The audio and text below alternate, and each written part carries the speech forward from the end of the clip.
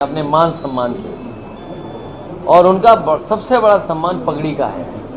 गुजरात में देखा हम लोगों ने, एक बहुत प्रतिष्ठित सम्मानित क्षत्रिय समाज के नेता, गुजरात में उनकी किस तरीके से पगड़ी उनके सर से हटा दी गई, उनका अपमान हुआ। और ये अपमान कोई गलती से नहीं हुआ, ये जानबूझ करके भारतीय जनता पार्टी की सरकार में उनका अपमान करने का काम हुआ है। पूरा गुजरात का क्षत्रिय भारतीय जनता पार्टी के खिलाफ खड़ा है, राजस्थान का खड़ा हो गया।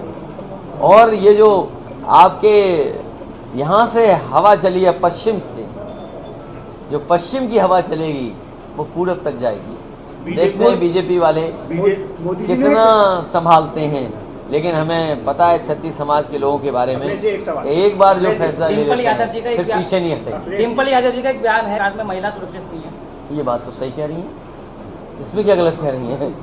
लेकिन महिलाएं ऐसा है, ये हमारा नया है पत्रकार साथी है, नए नहीं है जब बहुत पुराना है। तो एक काम करो, तुम्हारे मोबाइल में पैकेज होगा, पैक हम तो दे रहे हैं, आटा और डेटा फ्री, आटा और डाटा। आटा और डाटा इसलिए क्योंकि आटा तो चाहिए, ये क्या खाना दे रहे हैं 80 करोड़ लोगों को, कुछ नहीं है तो गरीबों का खाना। हमने कहा कि पौष्टिक और बाजार में जिस तरीके से बेहतर पैकेज्ड आटा आ रहा है उसके बराबर हम लोग गरीबों को आटा देंगे पौष्टिक, और साथ में डाटा फ्री देंगे। आज गांव में गूगल करके या तमाम ऐसे प्लेटफॉर्म हैं, उन पर रख करके लोग जो चाहे वो मंगा लेते हैं सामान। और अभी बिल गेट्स आए थे तो उन्होंने डिजिटल डिवाइड पे बहुत सारी जानकारी प्रधानमंत्री जी को दी। अब मुझे नहीं पता प्रधानमंत्री जी को समझ में आया होगा कि नहीं समझ में आया होगा, क्योंकि जब वो इंडिया को इंडी बोल रहे हैं तो सोचो डिजिटल डिवाइड कैसे समझेंगे। तो इसलिए हमारे पत्रकार साथी आप गूगल करें और उसमें देखें कि सबसे ज़्यादा असुरक्षित महिलाएं अगर कहीं हैं तो उत्तर प्रदेश में। किसी भी मुख्यमंत्री आवास में या मुख्यमंत्री के घर पर जाकर के किसी लड़की ने न्याय के लिए आत्मदाह नहीं किया होगा। इस सरकार में आत्मदाह किया, किसान को तहसील में जाके आत्मदाह करना पड़ा, और एक नहीं, दो नहीं, तीन नहीं, कई खबरें हैं जहां उनकी जान भी चली गई, सोचिए आप। और पुलिस को लूट रही है। अभी तक तो ये सुनने में आता था कि थाने में भ्रष्टाचार है या पुलिस ने पैसा ले लिया। अब बताइए, पुलिस से वसूली कर रही है और उस वसूली के से परेशानी होकर के गोली मार ले। अभी तक तो जनता से पुलिस वसूल रही थी, ये पहली बार देखने को आ रहा पुलिस से वसूल रही है। और हमारे देश के प्रधानमंत्री जी के क्षेत्र में जिस तरीके से पुलिस को जूतों मारा गया, किक मारी गई, वो खासम खास है मुख्यमंत्री जी के, इसलिए उन पर कार्रवाई नहीं हो रही। अगर मुख्यमंत्री जी खुद रहेंगे उसमें कि कानून व्यवस्था खत्म हो, तोड़ दी जाए, तो न्याय किसको मिलेगा? आज कार्रवाई क्यों नहीं हो रही बताओ? पुलिस का मनोबल क्या होगा कि बीच चौराहे पर पुलिस को बीजेपी के नेताओं ने किक किया हो और उन पर किसी पे कार्रवाई ना हो। कार्रवाई इसलिए नहीं हो रही है क्योंकि मुख्यमंत्री जी उन्हीं में से एक जिस पे आरोप है बिना प्रोटोकॉल की उनकी शादी अटेंड करने गए थे। तो आप देखिए कहाँ सुरक्षित है, पुलिस सुरक्षित नहीं, और पुलिस से पैसा वसूल रही है। कभी सोचा आपने? और पुलिस के ऊपर चांदी पकड़ी, ये तो हम दूर की जानते हैं, और आप अपनी पुलिस के बारे में जानते होंगे।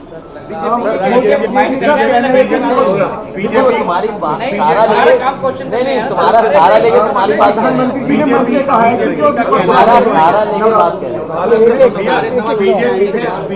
तुम्हारा सारा लेके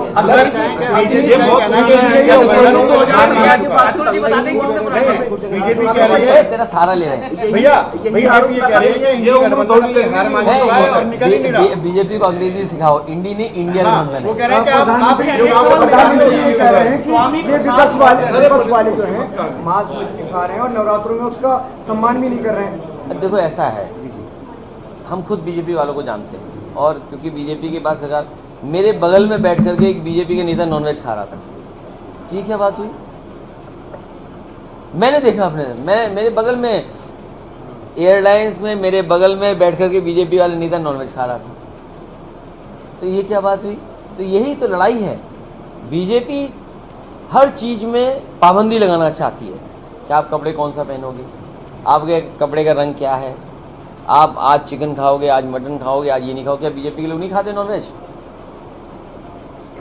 तो इसलिए इस बहस में मत पड़ो, बीजेपी का वोट नहीं है। किसान और नौजवान इनको निपटाने जा रहा है। अखिलेश जी, स्वामी प्रसाद मौर्य ने आजाद को कहा है कि मैं उनको सपोर्ट करता हूँ और समर्थन करने के लिए भी आऊंगा। वल्लभ भाई पटेल एक तीसरा गठबंधन उन्होंने बनाया, क्या लगता है? कोई बात नहीं, ये राजनीति है और बीजेपी के लोग पीछे से मिलकर के भी हाथ मिला लेते हैं। आप बताइए, देश के विपक्ष के नेताओं की सबकी सिक्योरिटी छीन गई, नहीं सिक्योरिटी छीनी।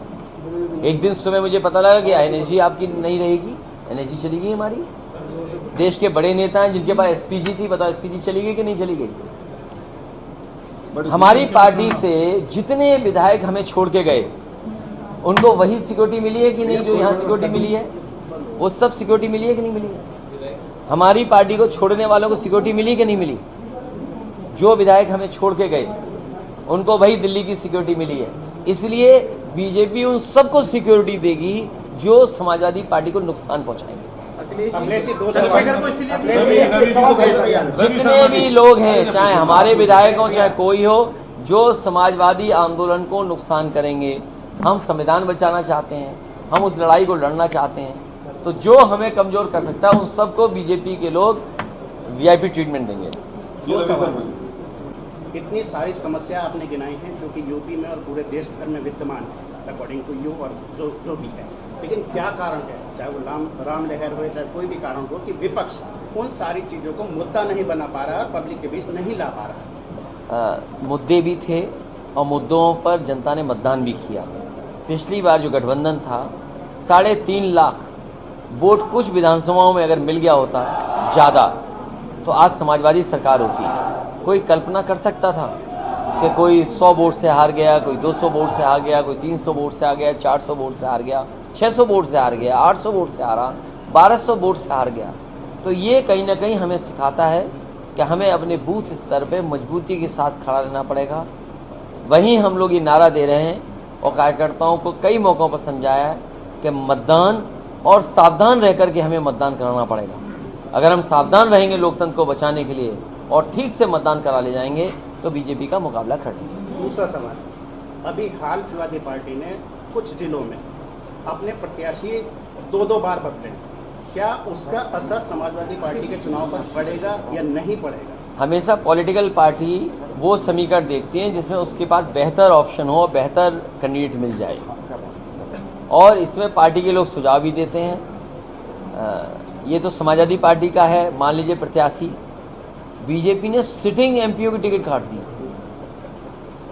हम तो सरकार में नहीं है, हम तो अपने एक अच्छे प्रत्याशी की कोशिश कर रहे हैं, समीकरण बना करके देना चाहते हैं। तो अगर हम काट दें तो चलो, हमारा तो उतना नहीं है। आपको सवाल ये पूछना चाहिए कि जो मंत्री थे, भारी भरकम मंत्री थे, उनकी सांसद की टिकट कट गई। जो स्पीकर की कुर्सी पे बैठते थे उनकी टिकट कट गई। और बीजेपी के नेता बीजेपी को हरा रहे हैं। और एक लोकसभा है कैसरगंज, उसका अभी तक प्रत्याशी घोषित नहीं है। वो इसीलिए इंतजार कर रहे हैं कि पहला और दूसरे फेज का चुनाव जब हो जाए तो हम प्रत्याशी घोषित कर देंगे। अखिलेश जी, क्या ये बात आप सहमत हैं मुझसे? पिछले 2 दिन पहले डिप्टी चीफ मिनिस्टर उन्होंने कहा कि समाजवादी पार्टी अपनी हार को स्वीकार कर चुकी है, इसी वजह से अखिलेश यादव अभी प्रचार के लिए ही नहीं, बार-बार उन्होंने कहा कि वो प्रचार के लिए भी नहीं निकल रहे हैं और और क्या है कि आने वाले चुनाव के बाद वो सोशल मीडिया और उनका हार से इस पे क्या बयान है? सबसे पहले समाजवादी पार्टी के लोगों ने अपना प्रत्याशी घोषित किए। सबसे पहले समाजवादी पार्टी ने अपना गठबंधन बना लिया। सर बार-बार मंत्री की टिकट उसकी चिंता नहीं है। नहीं, उन्होंने कहा बार-बार बदल रहे हैं। अरे नहीं, बार-बार बदल रहे हैं। नहीं, ये बताओ, एक मंत्री की टिकट कट गई और आपको चिंता इस बात की करनी चाहिए चिंता इस बात की करनी चाहिए कि केसरगंज की अभी तक टिकट घोषित नहीं हुई है। सोचिए आप, मेरठ में 3 बार प्रत्याशी बदल। और सोचिए, नहीं, और सोचिए आप, जो प्रत्याशी मेरठ के आए हैं उन्हें होश ही नहीं है कि मुद्दा क्या है। क्या वो सो रहे थे कहीं, या बहुत दिनों बाद गुफा से निकल करके आए? अभी डिप्टी सीएम आए थे तो उन्होंने बोला था ये एक बात तो है। तो आप और बीजेपी के लोग बीजेपी को हरा रहे हैं। सोचिए, 2024 की लड़ाई है या 2027 की लड़ाई देख रहे हैं? ये 24 की लड़ाई है लोकतंत्र बचाने की। अखिलेश जी, आखिरी सवाल 400 करते के हैं। पीछे क्या लॉजिक है? हैं? 400 पीछे, उसके 400 सीट आएंगे ही। ये डरा रहे हैं जनता को कि पता नहीं संविधान में क्या बदल देंगे। हाँ, वो कह रहे हैं इसलिए हम बड़ा जनता होने को वाला है। सावधान करना चाहते सर, हैं बीजेपी वाले कि कह रहे हैं 400 बड़ा अगर होने सीट वाला जीत है। गए, 400 सीट अगर जीत गए तो पता नहीं संविधान में क्या बदल देंगे। और फिर अगर 400 ही जीत रहे थे तो घबराहट क्यों है? क्योंकि आप दिल्ली के मुख्यमंत्री को जेल भेज रहे हैं, एक झारखंड के मुख्यमंत्री को जेल भेज रहे हैं। जिन संस्थाओं से आपने छापे मरवाए, उन्हीं के माध्यम से आपने पैसा वसूल लिया, उन मुद्दों से आप ध्यान हटाना चाहते जनता को। आप हम यहाँ बैठे हैं, क्या 1600 करोड़ कोई चंदा देगा? क्या वो कंपनी जिसका खुद का मुनाफा नहीं है और मुनाफे से 3 गुना ज्यादा चंदा दिया है, सोचिए आप, तो महंगाई तो अपने आप बढ़ जाएगी। नहीं बढ़ेगी महंगाई क्या? समाजवादी पार्टी और पिछले जो बाकी सारे ईवीएम के अगेंस्ट में आवाज उठाते रहे। समाजवादी पार्टी ईवीएम से बीजेपी को हरा के ईवीएम हटाएगी, ईवीएम से हरा के फिर ईवीएम हटाएगी। मैंने ये, अरे देखिए, और आप देखिए, आप भी ये सवाल क्यों पूछ रहे हो मैं नहीं समझ रहा हूँ, लेकिन मैं आपकी जानकारी के लिए, और आपको पता है वो बात, जर्मनी में इलेक्ट्रॉनिक वोटिंग मशीन से वोट पड़वाना इज अनकॉन्स्टिट्यूशनल। तो सोचो, जर्मनी जो हमसे न जाने कितना आगे है, अगर वो दोष ये सोच सकता है, क्योंकि हमारा सीक्रेट बैलेट है, हमारा जो संविधान हमें देता है अधिकार, वो सीक्रेट बैलेट का है। लेकिन ईवीएम वो सीक्रेट नहीं बचता है, इनके गांव में, इनके बूथ का हमें पता है कि वोट किसका है। तो हमारी सीक्रेसी खत्म हो रहा, हमारे एक दूसरे में दूरियां पैदा करता है। तो भविष्य में समाजवादी पार्टी बीजेपी को ईवीएम से हरा के फिर ईवीएम हटाएगी। अच्छा, कितनी सीटें जीत रहे हैं यूपी में आप? अभी तो हमारा जो इंडिया गठबंधन है, एक छोड़ करके एक में लड़ाई है, बाकी सब सीटें हम लोग जीत रहे हैं। कितनी यूपी में कितनी? 79 79 एक में लड़ाई है, एक में लड़ाई है, अब वो आप पता कर लो। अच्छा, आखिरी सवाल, आखिरी सवाल। सर 80 वोट जीत रहे हैं, भाई जीतेंगे, हमारे जीतेंगे।